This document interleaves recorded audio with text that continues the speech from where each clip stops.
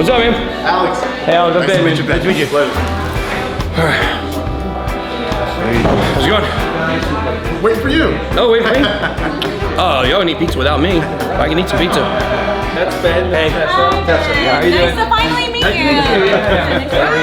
Yeah. All right, So we're ready. Like once again, I feel like last time we were like, there's so many crazy ideas. Let's see what happens. It was like, what the f is happening?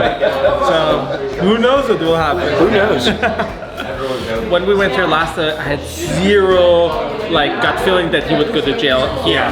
Yeah. Zero. Yeah. But that's what made that's that such a trip plot that much twist. more important than Yeah. we were here when he was still out. Yep. So I don't think it that makes anybody footage predicted that, like, yes, the Bahamians will arrest him on U.S. extradition, but Yeah. it's so interesting and weird and layered and complicated. And FTX and the Bahamian lawyers that work with them and everyone else is sued. If you guys get a judgment, then you have first dibs on any of the resources. You have first dibs on the real estate, et cetera, once you get a judgment. All right, and so that's important to be able to even do discovery and find out what's really going on. Remember, they kept saying that no one in the Bahamas has made a complaint, an official complaint, and that's what they were using as an excuse as to why they weren't arresting him. You see? Yep. But if we have someone here, even if you're from somewhere else, who makes an official complaint, then that changes the game. Yeah. Whenever they were allowing withdrawals for Bahamian citizens, they were trying to basically pay them off so they didn't do it. Let me tell you what the international media doesn't know. Bahamian citizens can't be a part of that legally. Bahamian people can't legally be a part of FTX. So when they say Bahamian citizens were withdrawing, that's not regular Bahamian citizens. No. And that's what I kept trying to tell people. Bahamian citizens aren't So you part can't of gamble, that. right? We can't gamble. Yeah. We can't invest outside of the country without permission from the central bank, which means that you don't get permission. We can't get investment money from outside the country to do business. That changes the whole. It does. That changes the whole thing. Those people that they're naming, they are specially appointed people that I believe is from the government. Yeah. Yep. Right? They are special interest people that were part of that. And that's why they were rushing to try to get this money back and get it into the Bahamas because that was theirs. I believe they were working with Sam Bankman-Fried. That $100 million that they withdrew in that 24 hours, I don't even think that was money that they deposited in. I think that's money that they created, that Sam created with tokens and was withdrawing it from the system into the Bahamas for these people who's then going to cover it up. Yeah. So one thing that's been happening in the Bahamas for a long time, they would set up shell companies in the Bahamas, but they would put Bahamians as directors. So that's something that always happened. They call it fronting. All right, they put Bahamians as directors, and so they would front a business for you, and so you just trust the Bahamian, and so your money is here. No one from where you're from can touch it, but the money is here, and so it looks like Sam was trying the same kind of plot. Someone was advising him that you can hide some of this money. Yeah. That's what I believe happened. Dan Freeberg, probably. And so once the lawsuit, yeah, Right, Dan Freeberg. probably. So once the lawsuit is started, you can subpoena every single thing. Yeah. And then they're going to try to rush and get him out of the country. Now, I don't have a problem with that. They just take him out of the country if you want to, but we have a lawsuit here. And with that lawsuit, you can get all of the information that you want. They're saying they're going to keep him here until February, and he keeps pushing back. He's trying to get extradited today, tomorrow, yesterday. They got denied. His bail's obviously been denied. He's a flight risk. What do you think? Do you think they're going to actually keep him here until February? Do you think the American government wants him here until then? Or do you think the American government wants him now when they're not letting The him? American government wants him now. Until the Bahamas. And I think that their eyes are on the Bahamian officials. Yeah. You see? But this is my concern, that normally when there's these high-level corruption situations, government dealing with corrupt government officials, they don't necessarily want them to go to jail. Yeah. They want to have something to hold on them. When we go to the UN, you vote this way. Or we want this to happen, you do what we say because we got something on you. Yeah. And so that's what my concern is. I'm not saying that that is what I know that's happening, but I know that that is the case in a lot of cases. Yeah. But we want justice. Yeah. You know, and so we want people to get their monies back, first and foremost, and we want to get rid of these corrupt officials that took part in this. Yep. The Prime Minister, you know, did another, you know, they interview, you know, well, not a real interview, it was impromptu. Someone just asked him a question, and he's covering up again. Yeah. Oh, there were some bad actors. Yeah, you and the rest of your officials. There was an article out about he was a hero. prime minister. He was a hero. He's the one that they got him put in jail. I don't think Americans understand the depths of the impact of the government here on its people. How many casinos do you have on this island? On this island, we have 2 casinos now. There used to be 3. How many Bahamians work in those casinos? A lot. How many Bahamians can play any game in those casinos? You can't play. And they put you in jail for... If I go to the casino with you guys tonight, I have to stand up and not do anything, and I can't whisper in your ears. You're not allowed to sit at the table. No. We used to have laws like that in my country. We fought a revolution over them. If I'm an outside investor and I want to invest in your company because I believe in what you're trying to do, can I just give you money? No. No, it's not that easy. If you're bringing money from outside of the country, I have to get central bank permission in order to accept that money. And then, from your own government. If the government feels that that's some opposition person or that's someone who's not in their clique, they're going to stall it and they can hold on to your money and you can never get the money in. So that's a way to keep Bahamians back. So we're still suffering from economic apartheid in the Bahamas. So all of the residents in the Bahamas, that is the same for them as like in regards to the casinos, they can't go. They can't go. The residents can't gamble either. But it's a gray area because if he becomes a resident, no one is going to question him because he looks like a tourist. Well, come on now. He looks like a tourist. So he can, even though that is the rule that a resident can't gamble also, no one is going to question him. He's going to walk up to the cage with his American passport and no one is going to question him. But if I go, because I'm dark skinned, even a African American, you know, they may get questioned. So that's the difference. All these people here are tied to crypto. Correct me if I'm wrong. My understanding is that your government does not allow normal Bahamian citizens to invest in crypto. Does your government allow normal Bahamians to invest in crypto? No. So this 1,500 Bahamians that they said was able to withdraw, that's nonsense. Bahamians weren't allowed to participate in that.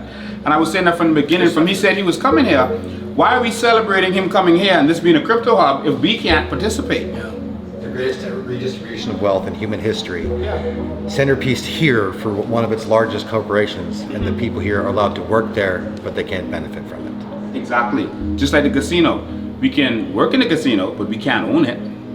Our economy, the nexus of our economy is the casino hotel. We revolve around the casino hotels, but we can't own it. Sir, if you were elected into office as Prime Minister, how would you address those issues? I've already announced to people before the last election, I announced to them that on the day that they announce that we are the winners on that night, show up to the casino. Oh, let's go. Let's go. Show up to the casino. Crypto is the same thing. I still believe that crypto is the future. And just like El Salvador did, I think it should be allowed to be a currency. I think the system is against crypto right now because they can't control it.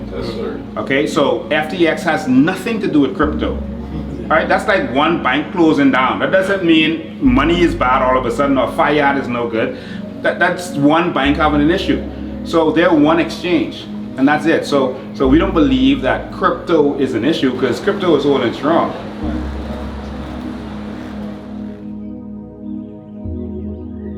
We are live dealing with something serious, the reputation of our country. The Prime Minister said something interesting, that there were some bad actors out there and that it is not the Bahamas that is the fault in all of this. I agree with the Prime Minister on both of those things, that there are bad actors out there, but the problem is some politicians are some of those bad actors.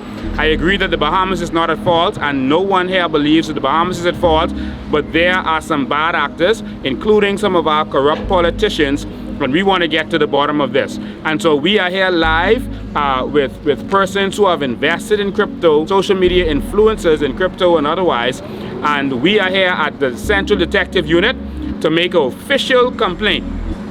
Official police complaint. Now the police said they couldn't do anything because no complaint was made. We are here to make an official police complaint on these people are here to make their complaint because of their loss. Rebecca, standing next to me, lost $1.4 million. $1.4 million in all of this. And there are other people who lost money. There are persons here who invested in FTX, etc., and in other companies that were affected. And so they are here to file an official police complaint and let the chips fall where they may.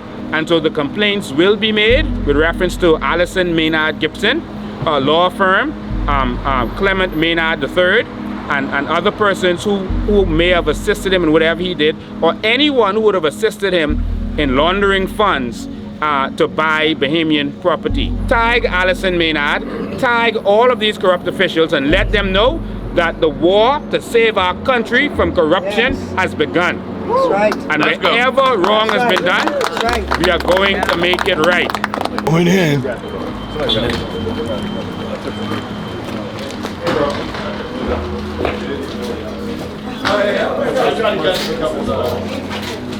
Well, we had a good run. They locked the door, so. They're saying, what do we do before we can let all these people in? You can't open the door? Coming in? And we're in.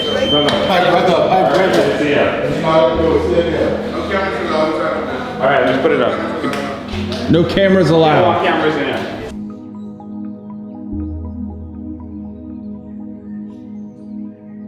For a time such as this, to help us transform our nation and to bring justice not only to yourselves, but to another 1 million+ people out there who are also victims.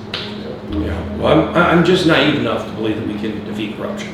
And not just here in the Bahamas, but in the United States as well. You know, you start with your local governments and you move up. Everybody's been talking about, oh, well, obviously the United States government, they wanted to make sure that Sam got arrested the night before he came to testify at the hearings because they want to cover up the American corruption. That's the Bahamian corruption.